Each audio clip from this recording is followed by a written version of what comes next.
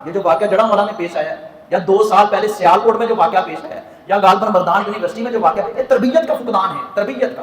اسلام نے تو ہمیں تعلیم دی ہے، تورات بھی ہماری کتاب ہے، انجیل بھی ہماری کتاب ہے، زبور بھی ہماری کتاب ہے، اور اللہ تعالیٰ کے فضل و کرم سے کبھی کسی مسلمان نے ایسی حرکت نہیں کی کہ اس کو جلایا۔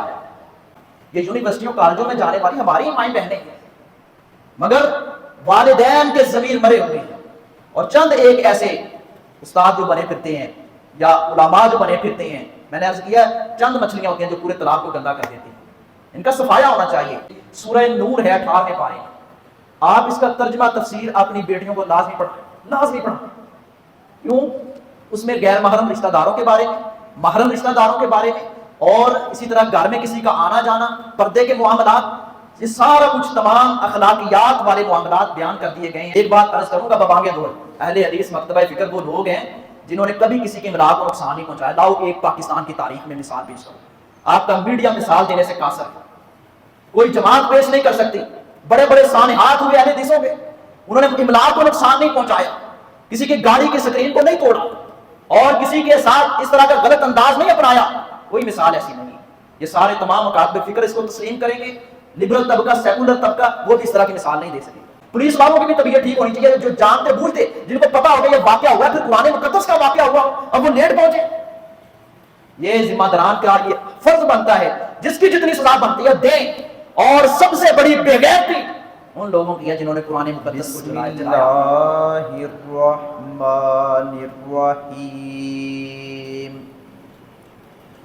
یا ایہا الذین آمنوا اتقوا اللہ حق تقاتہ ولا تموتن الا وانتم مسلمون۔ وقال فی مقام آخر ان الذین قالوا ربنا اللہ ثم استقاموا تتنزل علیہم الملائکہ الا تخافوا ولا تحزنوا وابشروا بالجنۃ التی کنتم توعدون۔ ہمہ قسم کی تعریفات، تسبیحات، بابرکت کلمات اکیلے اللہ رب العالمین احکم الحاکمین کی ذات اعلیٰ و بالا کے لیے، جو ہر قسم کے عیوب و نقائص سے پاک، مبرہ اور منزہ ہے۔ درود و سلام ہوں میرے اور آپ کے محبوب اور غمخوار پیغمبر، رحمت کائنات، رحمت للعالمین، سید الاولین والآخرین، تاجدار حرمین، خاتم النبیین، امام اعظم حضرت محمد مصطفیٰ صلی اللہ علیہ وآلہ وسلم کی ذات گرامی پر، جن کی سیرت طیبہ ہم سب کے لیے اسوہ حسنہ کی حیثیت رکھتی ہے۔ اس محبوب نبی کی ہر ادا کو اللہ رب العزت نے ہمارے لیے واجب الاحترام بھی، قابل تعظیم اور قابل عمل قرار دیا ہے۔ اسی پر چل کر ہی کامیابی ممکن ہے۔ حضرات گرامی، دین اسلام ایک مکمل ضابطۂ حیات کا نام ہے۔ دین اسلام جہاں اخروی کامیابی سکھاتا ہے اور اس کی طرف رہنمائی کرتا ہے، اس کے ساتھ ساتھ معیشت اور معاشرت اور دنیاوی اعتبار سے بھی وہ خصوصیات، وہ اوصاف حمیدہ جو انسان کی شخصیت میں نکھار پیدا کرتے ہیں، یہ بھی اسلام کا بنیادی سبق ہے۔ اگر بندہ صرف عبادات کرتا رہے اور معاملات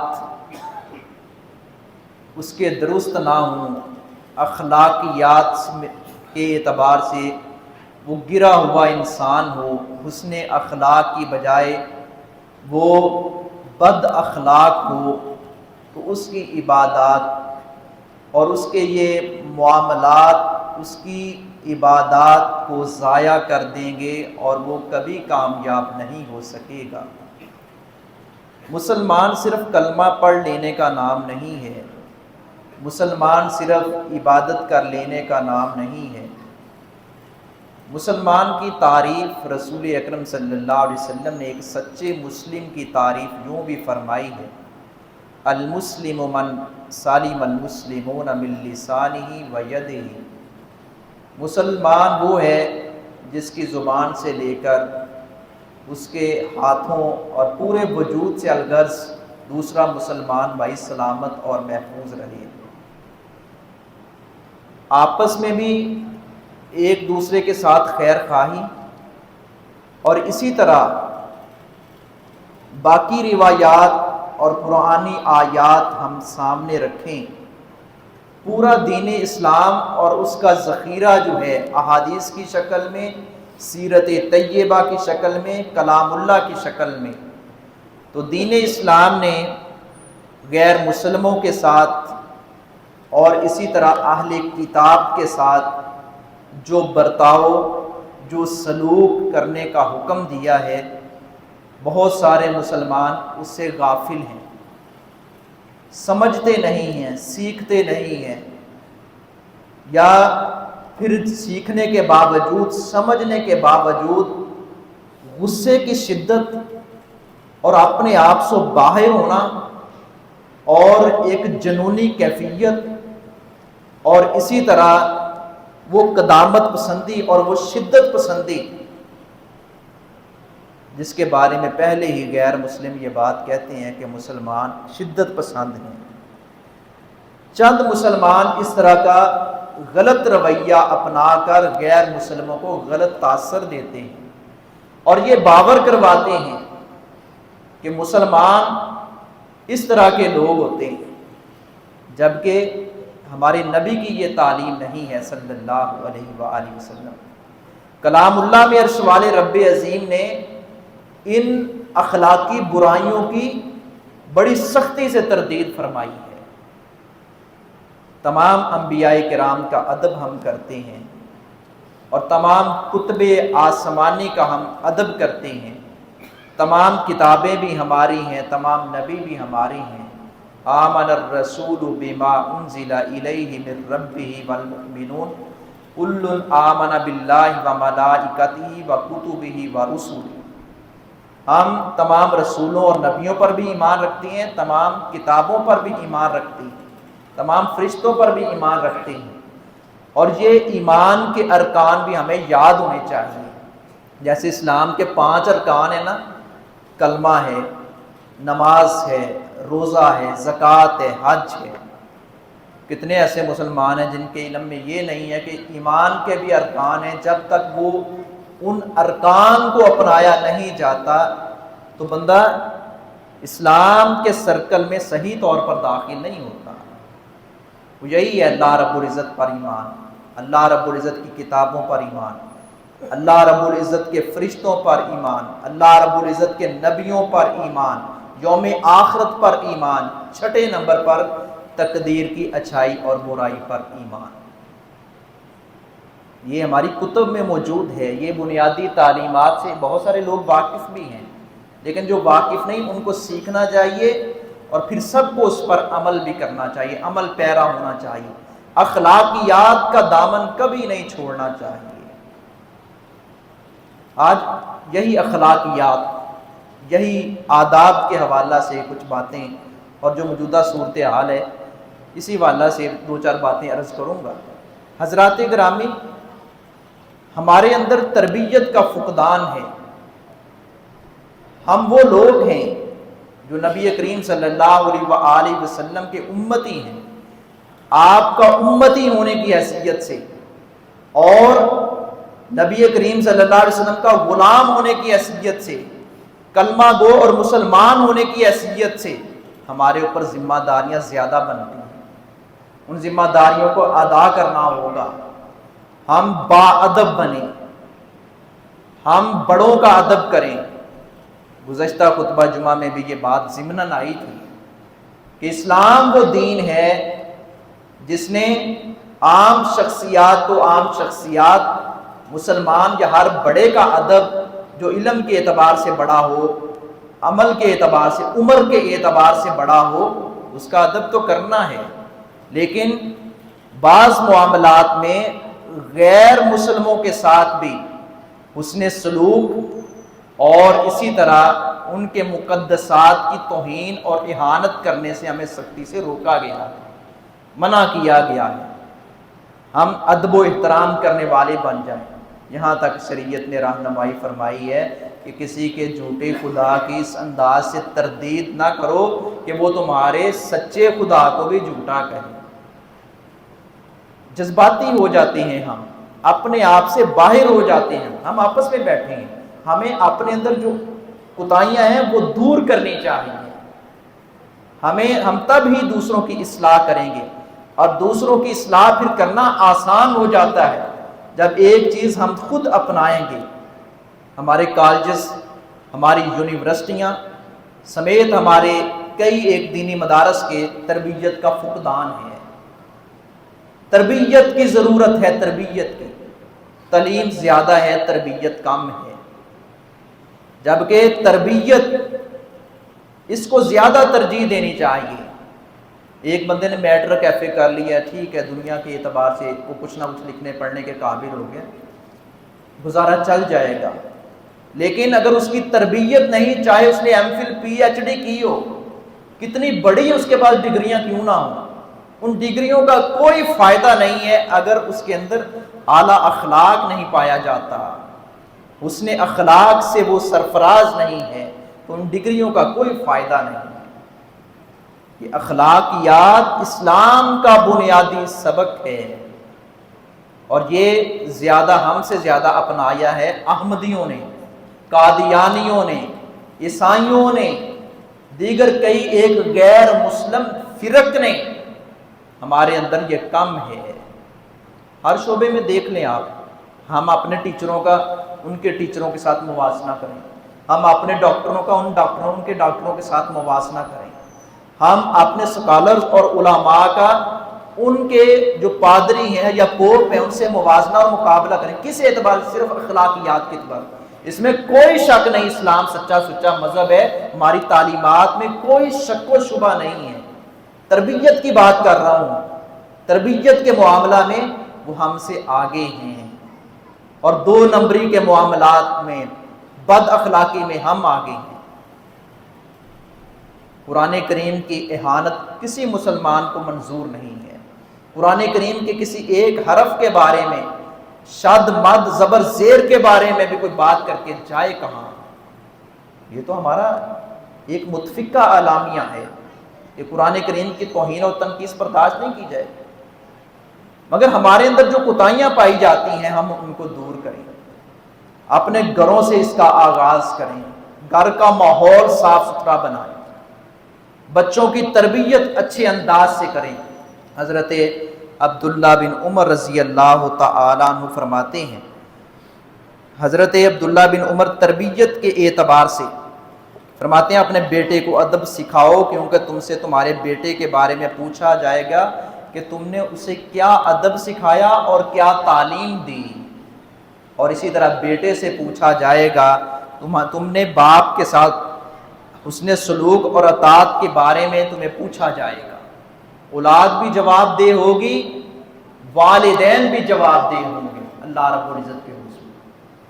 والدین اگر چاہتے ہیں کہ اولاد ہماری فرمانبردار بنے، اولاد ہمارا نام روشن کرے، اولاد ہمارے لیے صدقہ جاریہ بنے، تو والدین کو سب سے پہلے اخلاقیات اور حیا کا دامن پکڑنا ہوگا مضبوطی کے ساتھ. جس اخلاقیات سے، حسن اخلاق سے اور حیا سے ہم عاری ہیں. بچوں کے سامنے آپس میں میاں بیوی گالی دے رہے ہیں، جھوٹ بول رہے ہیں، بدتمیزی کر رہے ہیں، فحش قسم کی تصاویر دیکھ رہے ہیں، ان کو بٹھا کر سکھایا غلط جا رہا ہے. بچہ جو کہتا ہے، ہم جو کہتے ہیں اس کو کم نقل کرتا ہے، نوٹ کرتا ہے، جو ہم کرتے ہیں اس کو زیادہ وہ نوٹ کرتا ہے اور اس پر وہ چلنے کی کوشش کر رہا ہوتا ہے۔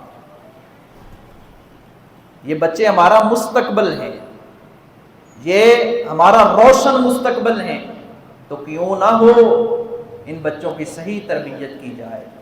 یہی وہ بچے ہیں، یہی وہ نوجوان ہیں جو محمد بن قاسم جیسا کردار ادا کر سکتے ہیں، یہی وہ نوجوان ہیں جو اعلیٰ سے اعلیٰ شخصیات جو گزر گئیں سابقہ اور ماضی میں،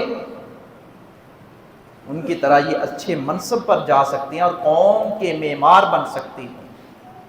حضرات گرامی، ادب کی بہت ضرورت ہے۔ الدین کلہ ادب، دین سارے کا سارا ادب سکھاتا ہے، کسی دانشور نے کہا۔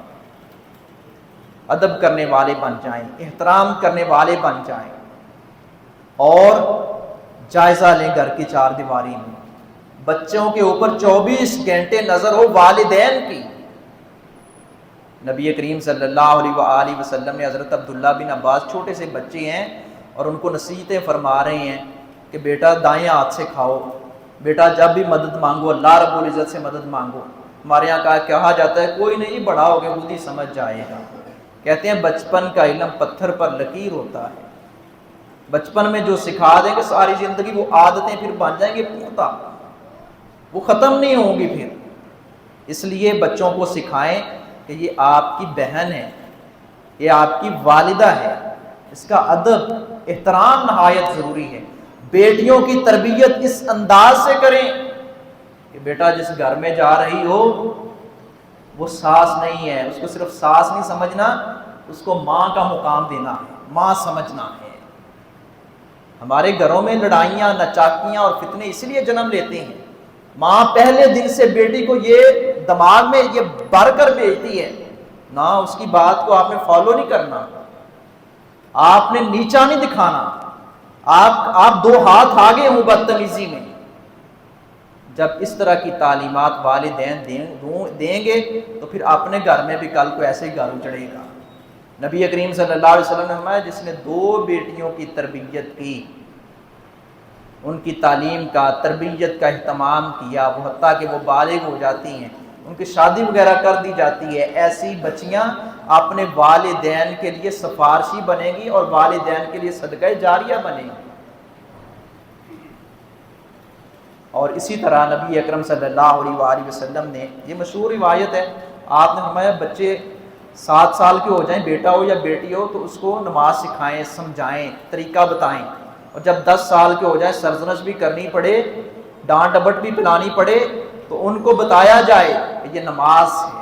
ہم یہ نہیں کہتے، یہ تو تشدد غلط ہے، استاد کرے تب بھی غلط ہے، والدین کریں تب بھی غلط ہے، گھر کا چودھری سربراہ ملازمہ پر کرے تب بھی غلط ہے۔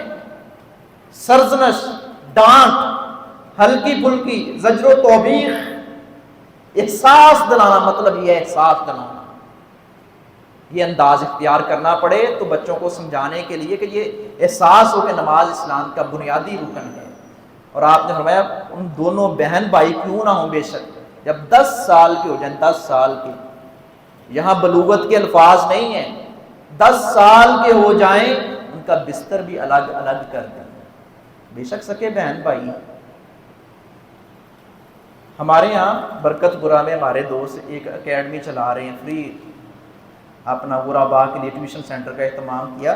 وہاں کوئی ہم 2-4 لوگ بیٹھے تھے، بات ہوئی تھی کہ بچے اور بچیاں ان کی اکٹھی تعلیم یہ کیسی ہے، کب تک، پرائمری تک الگ اکٹھے ہونا چاہیے یا مڈل تک اکٹھے ہونا چاہیے، ہائی میں الگ کر دیا جائے؟ تو کسی نے پرائمری کہا، کسی نے مڈل کہا، وہاں 2-3 افراد کی یہ رائے تھی نہیں، پہلی دوسری کلاس کے بچے اکٹھے بیٹھیں، جب تیسری کے بچے ہو جائیں، بے شک وہ چھوٹے چھوٹے ہیں، ان کو جب ماحول دیں گے ان کا ذہن بن جائے گا۔ لڑکیوں کی کلاس الگ ہوتی ہے، لڑکوں کی کلاس الگ ہوتی ہے، ان کی ذہن سازی کے لیے اس کا اہتمام کرنا چاہیے، مگر اس کا اہتمام نہیں کیا جاتا۔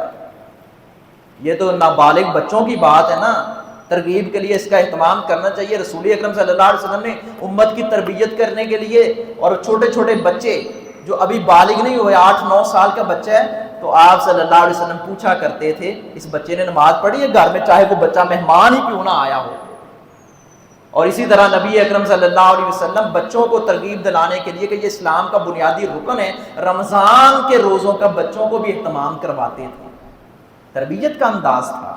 اس لیے بچوں کی ذہن سازی کرنے کے لیے ایسے ٹیوشن سینٹر جہاں بچیوں کو بچیاں پڑھائیں، بچوں کو بچے پڑھائیں، مردوں کی کلاس مرد لیں، عورتوں کی کلاس عورتیں لیں، یہ غلط سسٹم ہے، غلط نظام ہے کہ اسکولوں کالجز میں اکٹھی تعلیم، یہ کو ایجوکیشن غالباً جسے کہا جاتا ہے، یہ غلط ہے۔ یہی وہ غلط انداز ہے جس نے ہمارے معاشرے کو تباہ و برباد کر دیا ہے۔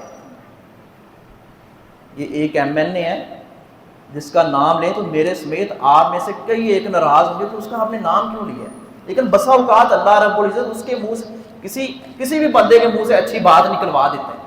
اس نے باقاعدہ ایک ٹاک شو میں ایک نیوز چینل پر آ کر خوب تردید کی کو ایجوکیشن کی کہ یہ اکٹھا سسٹم، یہ مخلوط تعلیم کا ماحول، یہ غلط ہے، ہمارے نبی کی یہ تعلیم نہیں ہے۔ وہ اینکر پرسن بی بی تھی، وہ اس کو ٹوٹ کر پڑ گیا کہ یہ غلط ہے، ہم نہیں مانتے، ہماری شریعت اس کی اجازت نہیں دیتی۔ حضرات گرامی، لوگوں کے لیے تو ہم اور طریقہ پسند کریں، اپنے لیے کوئی اور طریقہ پسند کریں، یہ تو اسلام کا امتیاز نہیں، اور نہ اسلام اس طرح کی تعلیم دیتا ہے۔ لوگوں کی بہنوں اور بیٹیوں کے لیے فتوے دیے جائیں کہ حلالہ کیا جائے، نعوذ باللہ کسی پر ایسا وقت نہ آئے۔ لوگوں کے لیے تو یہ فتوے دیے جائیں کہ طلاقیں 3 ہو چکی ہیں، دوبارہ نکاح میں آنے کے لیے کسی مرد کے پاس جائے، 2-4 دن کے لیے یا مہینے کے لیے نکاح کروائے اور پھر میں اس کو نکاح میں لے لوں گا۔ اس طرح کے جو مولوی ہیں نا، ان کی طبیعت ٹھیک ہونی چاہیے، اور یہ حکومت کی ذمہ داری ہوتی ہے بنیادی طور پر، مگر حکومت ہماری غلط فتووں کو وہ نشر کرتی ہے اور اس پر عمل کیا جاتا ہے۔ یہ عدالتی نکاح جو ہے، نبی کریم صلی اللہ علیہ وسلم نے بارہا اس کا تذکرہ ہوا ہے۔ آپ نے فرمایا ولی کے بغیر نکاح نہیں، لا نکاح الا بولی، ولی کے بغیر نکاح نہیں، ولی کے بغیر نکاح نہیں، ولی کے بغیر نکاح نہیں۔ ولی کون ہے؟ محلے کا چودھری ہے؟ نہیں۔ ولی کون ہے؟ جج ہے؟ نہیں۔ وزیر اعظم ہے؟ وہ نہیں۔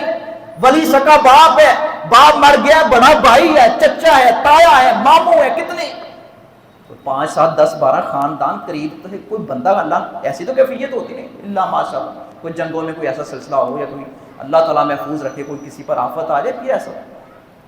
یہ مفرور لڑکیوں کا نکاح، یہ ایمان پہ ڈاکہ ہے، ایمان پہ ڈاکہ۔ یہ حلالہ جسے حرامہ کہا جا سکتا ہے، یہ غلط ہے انداز۔ دینداروں نے بھی بیڑا گرک کرنے میں اپنا نمایاں کردار ادا کیا ہے، جو بظاہر دیندار ہے، اور یہ چند ایک مچھلیاں جس نے پورے تالاب کو گندا کر رکھا ہے۔ حضرات گرامی، ایسا سسٹم اسلام پسند نہیں کرتا۔ اسلام غیرت سکھاتا ہے، اسلام شرم و حیا سکھاتا ہے اور شرم و حیا کو فروغ دیتا ہے۔ اسلام کا بنیادی سبق ہے شرم و حیا، کہ گھروں کا ماحول پاکیزہ بنائیں، دماغ کی پاکیزگی، دل کی پاکیزگی، دیکھنا سکون کیسے ملتا ہے۔ آج کسی پاس لاکھوں روپے ہو، اربوں خربوں کا مالک ہو، پراپرٹیاں ہو، جتنی مرضی جائیداد ہو، لیکن اس کو دلی سکون نہیں ہے۔ کیوں؟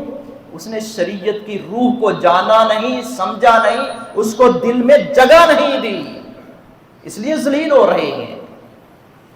گھر میں ہر ایرا گیرا آ رہا ہے، جا رہا ہے، وہ جی میرا دوست ہے اور یہ نا میری بیوی کا بھائی بنا ہوا ہے، بے شرمی کی انتہا ہے، بے شرمی کی انتہا ہے۔ پیارے نبی صلی اللہ علیہ وسلم نے فرمایا ایسا بدبخت جس کے گھر میں، جو اپنے گھروں میں غیر محرم کو آتے جاتے روکتا ٹوکتا نہ ہو، آپ نے فرمایا اس کی نہ نفلی عبادت قبول کی جائے گی، نہ فرضی عبادت قبول کی جائے گی۔ چور دروازے ہم خود کھولتے ہیں اور پھر کہتے ہیں ڈاکہ پڑ گیا ہے۔ یہ چور دروازے بند کیے ہیں اسلام نے۔ پیارے نبی صلی اللہ علیہ وسلم نے چور دروازہ کس طرح بند کیا ہے؟ آپ نے فرمایا میں نے تو بات کی ہے 2 سکے بہن بھائیوں، ایک روایت میں تھا 2 بہنیں بھی اکٹھی کیوں نہ ہوں، جب وہ بالغ ہو جائیں اکٹھی نہ سوئیں۔ چور دروازہ بند کیا ہے رسول اکرم صلی اللہ علیہ وسلم۔ اور اللہ رب العزت نے چور دروازہ بند کیا، کوئی تمہارے دروازے پر آ کر دستک دے، عورت لچکدار نرم آواز اور نرم لہجے میں نہ بولے، فَيَطْمَعَ الَّذِي فِي قَلْبِهِ مَرَضٌ، کہ آنے والے کے دل میں کوئی طمع، کوئی مرض، کوئی لالچ، شیطانی وسوسہ پیدا ہو جائے۔ چور دروازے بند کیے ہیں۔ اسی لیے تو رسول اللہ صلی اللہ علیہ وسلم نے فرمایا ہمسائے کی عورت کے ساتھ زنا کی آپ نے شدت اور گناہ زیادہ آپ نے بیان فرمایا۔ کیوں؟ ہمسائے کے پاس زیادہ مواقع ہوتے ہیں، اس کو پتہ ہے اس کا خامد جو ہے اب گھر نہیں ہے، اب آ رہا ہے، یہ آنے کا وقت ہے، یہ جانے کا وقت ہے، اس کے بھائی کا یہ آنے کا وقت ہے، یہ جانے کا وقت ہے، اس کے پاس مواقع زیادہ ہوتے ہیں۔ پیارے نبی صلی اللہ علیہ وسلم نے چور دروازہ بند کیا ہے۔ آپ نے فرمایا ہمسائے کی عورت کے ساتھ زنا، اس کا گناہ زیادہ ہے۔ اور اسی طرح نبی اکرم صلی اللہ علیہ وسلم نے فرمایا دیور تو موت ہے اپنی بھابھی کے لیے۔ الفاظ دیور کے بولے ہیں، اس میں وہ قریبی سارے مفہوم میں رشتہ دار آ جاتے ہیں، کزن وغیرہ آ جاتے ہیں، چچا کا بیٹا ہے، پھپھی کا بیٹا ہے، ماموں کا بیٹا ہے، کوئی ناراض ہوتا ہے ہو جائے، اپنے گھروں کا ماحول اچھا بنائے۔ کیوں؟ رشتہ داروں کو زیادہ مواقع ہوتے ہیں آنے جانے کے۔ ہاں گھر میں محرم موجود ہے، بھائی موجود ہے یا خامن موجود ہے، اس کی موجودگی میں وہ آنے والا آئے، پردے کا ایک سسٹم ہو، اجازت لے کر آئے، جو شریعت نے ضابطے اصول رکھے ہیں، اجازت تب ملے تب اندر جائے۔ اور وہ 3 اوقات بھی اللہ رب العزت نے سورہ نور میں بتا دیے۔ بچوں کے لیے جو نابالغ ہیں ان کے لیے بھی پابندیاں عائد کی ہیں، اگرچہ ان سے پردہ نہیں کرنا۔ حضرات گرامی کئی ایک اس طرح کی وَلَا تَقْرَبُوا الزِّنَا إِنَّهُ كَانَ فَاحِشًا وَسَاءَ سَبِيلًا، زنا کے قریب نہ جاؤ، وہ کھلم کھلا بے حیائی ہے۔ یہ آپ نے فرمایا تھا، رسول اکرم صلی اللہ علیہ وآلہ وسلم نے فرمایا تھا، آنکھوں کا زنا غلط دیکھنا، کانوں کا زنا غلط سننا، زبان کا زنا غلط گندی باتیں لغو باتیں کرنا، ہاتھوں کا زنا غیر محرم عورت کو چھونا، پاؤں کا زنا غلط چل کر جانا، یہ ایک ایک جسم عضو کے بارے میں رسول اکرم صلی اللہ علیہ وسلم نے بیان کر کے یہ سارے چور دروازے بند کیے ہیں۔ اچھی مثالیں کئی جگہوں پر موجود ہیں۔ آپ یہ بات یاد رکھیں بیٹیوں کے لیے خصوصی طور پر، بیٹوں کے لیے بھی لیکن اس سے بھی زیادہ بیٹیوں کے لیے سورہ نور ہے 18ویں پارے میں، آپ اس کا ترجمہ تفسیر اپنی بیٹیوں کو لازمی پڑھائیں۔ کیوں؟